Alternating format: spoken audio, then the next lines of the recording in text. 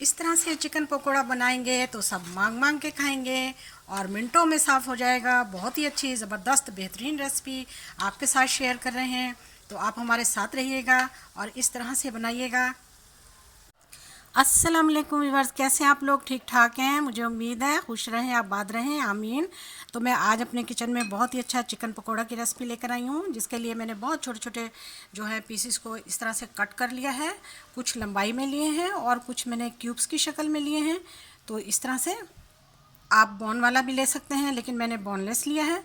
तो इसके लिए हम मैरिनेशन करते हैं और बेहतरीन पकौड़ों की रेसिपी आपके साथ शेयर करते हैं। 2 चम्मच इसमें मैं सोया सॉस डालूंगी। 2 चम्मच ही इसमें मैं चिली सॉस के ऐड करूंगी। 1/4 इसमें मैं नमक डालूंगी।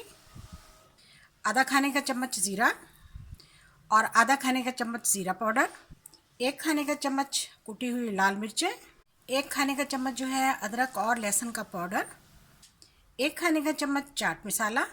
आधा खाने का चम्मच इसमें हम गरम मसाला डाल देंगे। 1 मीडियम साइज़ की इसमें मैंने प्याज मिला दी।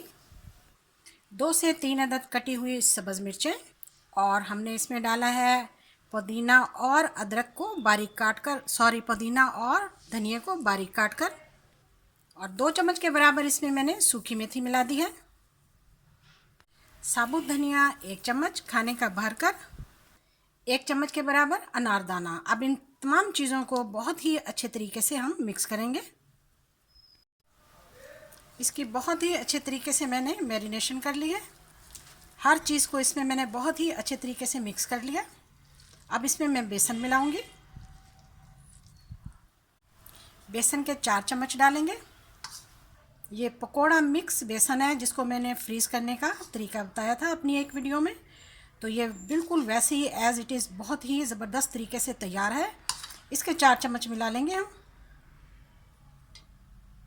हाथों जी, मैंने हाथों की मदद से बहुत ही अच्छे तरीके से इसकी मैरिनेशन कर ली। बहुत ही इसको दबा दबा के मैंने इसमें मसाला लगाया है। अब हम इस तरह से धनिया डालकर इस पर, तो इसको कम से कम 2 घंटे के लिए हम रेस्ट देंगे। फिर उसके बाद हम इसे फ्राई करेंगे। हाँ तो जी, 2 घंटे के बाद मैंने पैन में ऑयल डाल के गरम कर लिया। ऑयल बहुत तेज़ गरम है, तो अब हम फ्राई करने लगे हैं। बिस्मिल्लाहिर्रहमानिर्रहीम। तो इस तरह से मैं दबा दबा के अब इनको डालती जाऊंगी।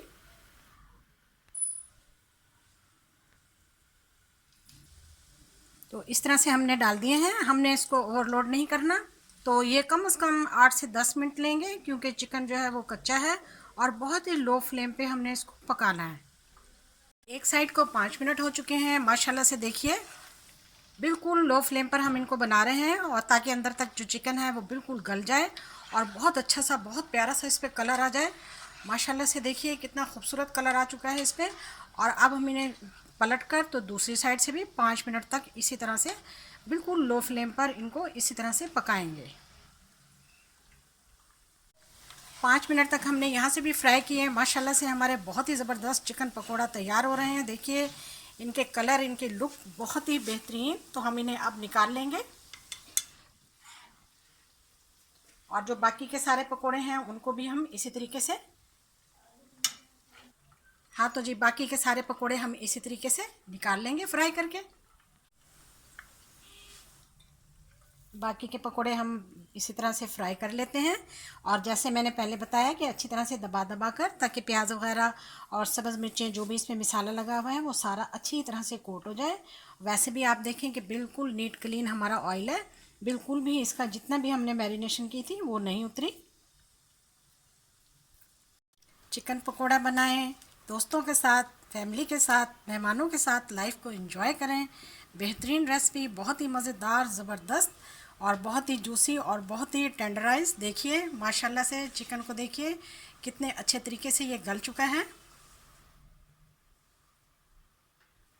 चटनी और रायते के साथ एंजॉय कीजिए। बहुत ही मज़ेदार और बड़ी ज़बरदस्त रेसिपी। वीडियो को स्किप मत कीजिएगा, फॉलो कीजिएगा। वीडियो देखने का शुक्रिया। जज़ाकल्लाह। अल्लाह हाफिज़।